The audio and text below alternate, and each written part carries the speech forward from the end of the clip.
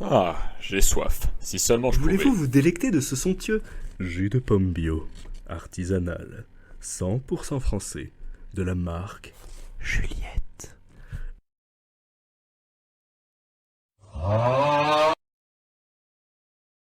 Qu'est-ce que je fais ici? Bah écoute, pourquoi pas, mais... Oh.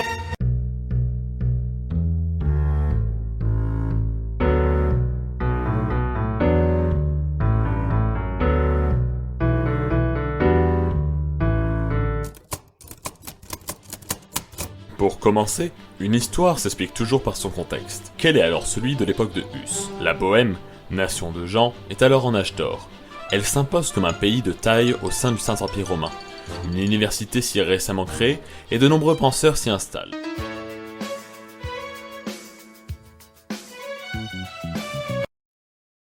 Pour autant, la population reste pauvre dans la majorité, et les tensions persistent entre les Allemands et les Tchèques. Vient ensuite l'aspect religieux, qui, pour cette histoire, est très important. Pour résumer, c'est la merde. Il y a 2 papes. Oui, 2. Comment? Eh bien, Rome, et l'Italie en général à cette époque, n'est pas sûre. Elle est en proie à de nombreuses guerres. Le pape décide donc de se déplacer vers Avignon, en France, afin de revenir en sécurité. Vous me direz, où est le problème? C'est vrai, le pape fait un room tour à Avignon pour nous montrer sa superbe villa, tout est chill. En réalité, non, car la population de Rome a le somme de ne pas avoir de pape en Italie. De ce fait-là, elle prend les armes. Les cardinaux, sous la pression du peuple romain, instaurent un nouveau pape, Urbain IV. Donc voilà, on se retrouve avec 2 papes.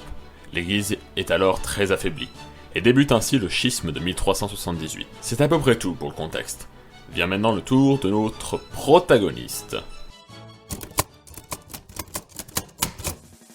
Au milieu de cette pagaille naît donc Huss, en 1372, au sein de la campagne tchèque. Bien que l'on ne sache pas grand-chose de son enfance, il vit au sein d'un milieu pauvre, rural, qui lui enseigne les duretés de la vie et les inégalités.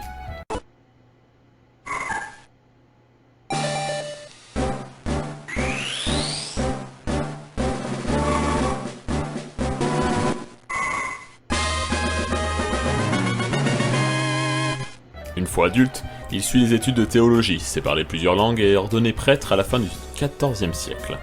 À ce poste, il y remarque des abus économiques de l'Église, qui appauvrissent au plus haut point les populations. Par exemple, l'archevêque de Prague, à un moment, déclara hérétique toute population qui ne payait pas son impôt à l'Église. Et ce, alors que 40% de la population vit dans la mendité.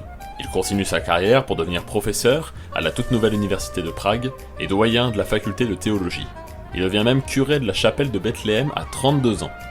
Cet endroit d'ailleurs servira de point de relais à sa popularité et sa notoriété. Bon, nous avons maintenant notre personnage et son contexte, il ne reste plus que la confrontation.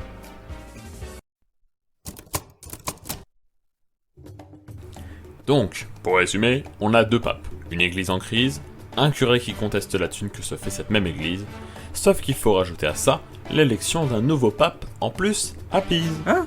Mais il y en avait pas déjà 2? C'était pas assez? Si, mais j'imagine que quand le plat est déjà à chier, on aime bien rajouter une tartine de vomi par-dessus. Il y a donc désormais 3 papes, mais un va nous intéresser tout particulièrement, celui de Rome. Ce dernier est devenu Jean XXIII, Vous avez un regard bien zélèbre. après la mort de Urbain, Ça va encore durer longtemps cette histoire de calvitie. C'est pas vraiment une calvitie, c'est un truc génétique dans la famille, on est comme ça, c'est tout. et il vient de se faire expulser de cette ville par le roi de Naples. Or, comme toute relation toxique dans les films pour adolescents de Netflix, il veut tout faire pour reprendre Rome. Jean est avant tout un homme qui n'était pas censé être pape.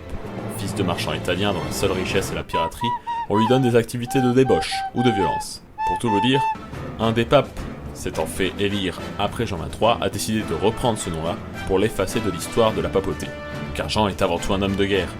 Il excommunie donc le roi de Naples pour pouvoir lui déclarer la guerre sainte sans avoir de problème. Et pourquoi lui déclarer la guerre sainte? Eh bien, c'est très simple. Pour avoir une armée, qu'est-ce qu'il faut? De la thune! Et quel est le moyen le plus simple pour en avoir? Le jus de pomme Faire Juliette. des indulgences, c'est ça. C'est-à-dire faire un deal où, en échange de la thune, le pape vous pardonne tous vos péchés. Il envoie donc ses demandes, notamment en Bohême, le pays de Huss. Le prêtre, au maximum de sa popularité, critique ouvertement l'aspect financier de l'église, c'est-à-dire la simonie. En gros, quand l'église en échange de ses services spirituels se fonde la thune.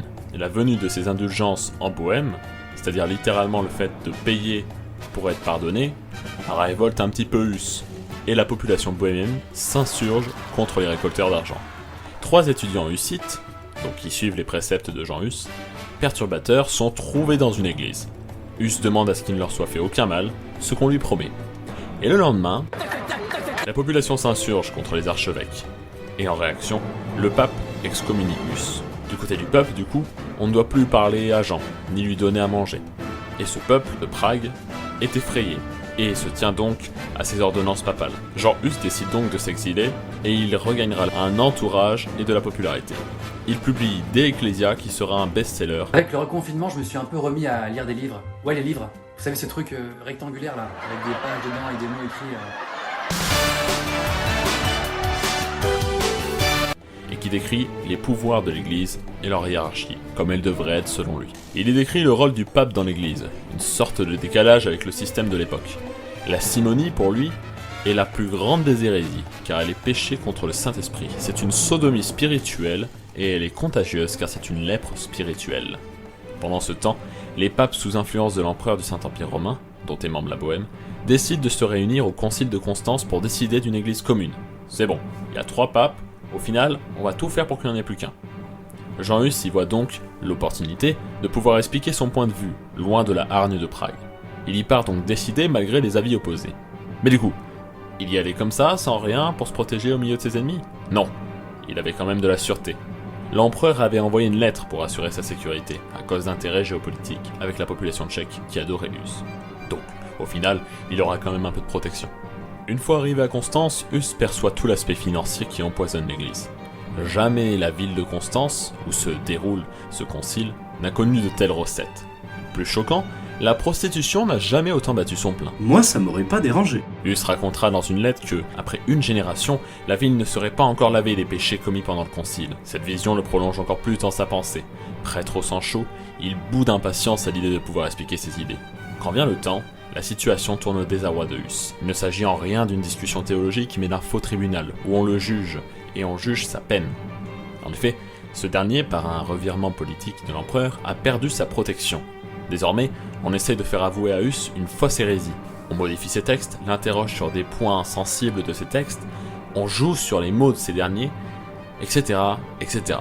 Et ce, pendant plusieurs mois. En vient à la fin que les théologiens, archevêques, présents, lui demandent s'il préfère avouer son hérésie et ses torts pour redevenir laïc et être enfermé, ou s'il préfère la peine de mort. Hus, prêtre honnête et droit dans ses bottes, ira même jusqu'au bûcher dans sa conviction. Il refuse de se soumettre et de mentir. Le 6 juillet 1415, on lui fait porter un chapeau de carton avec des diables dessinés, et l'inscription hérétique en tchèque, avant de l'envoyer dans le feu. Certaines légendes racontent que même au sein des flammes, il ne cessa de pardonner les auteurs de sa mort. De même, d'autres rumeurs disent qu'il prédit alors la venue du protestantisme. Bien sûr, cela reste des rumeurs. Il n'empêche qu'en souhaitant se débarrasser de cette mauvaise herbe, l'Église a réveillé un sentiment tchèque qu'elle va bientôt regretter. En réaction à la mort de Hus et à la trahison de l'empereur, le peuple de Bohême se révolte. Il s'agit là d'une vraie révolution. En effet, l'empereur qui souhaite prendre le trône de la Bohême se voit repoussé par les forces hussites, fidèles de Jean Hus. Cette résistance amène le pape et l'empereur à s'unir dans une croisade, ce que les hussites repoussent encore, exploit de grande taille à l'époque. Le courant hussite a alors 2 pensées. L'une théologique, qui souhaite un retour au christianisme plus primitif, avec la création des 4 articles de Prague, qui annonce la demande du peuple tchèque en matière de religion, et politique, voyant ici l'occasion de renverser la domination du peuple allemand sur le peuple tchèque. Des missionnaires hussites sont envoyés pendant ces guerres dans d'autres pays pour annoncer la légitimité de leurs actes. Les armées s'affrontent, mais les croisés semblent toujours défaits. Finalement, après quelques défaites des fidèles de Hus, l'empereur Sigismond parvient à Prague. Une fois sur le trône, il décide de faire un compromis avec les hussites, acceptant une part des articles de Prague, sur la lecture de la Bible en tchèque notamment. Les guerres hussites sont donc aussi en part une réussite, mais malheureusement, le mouvement hussite au fil des années se défait, se divisant sur certains sujets. Les guerres auront duré 15 ans et fait des milliers de morts. Finalement, ce qu'il faut comprendre avec Hus, c'est qu'il s'agit d'une base. Une base pour les mouvements réformés qui viendront avec Luther un siècle plus tard, en étant le premier qui arrive à des réussites face à la papauté, des réussites militaires. Mais aussi une base nationale. Certains héros de ces guerres, comme Jan Žižka et même Jean Hus lui-même, sont devenus des créateurs de la nation tchèque. des martyrs qui inspirent la construction nationale. Ce prêtre, du bas peuple, se sera dressé contre les infections de l'Église, seul contre tous. Et bien qu'abandonné par les siens dans ces derniers moments, il n'abandonnera jamais ses convictions même face à la mort. Peut-être qu'au sein du brasier qui allait emporter sa vie, il voyait la flamme qui lancerait dans son peuple. Voilà, c'est la fin de cette archive. Mais vous savez, il nous en reste plein d'autres à parcourir. Et le rapport? Hein? Ah oui, c'est le calice avec lequel tu m'as servi. C'est le symbole des Hussites. Calice de tabernacle.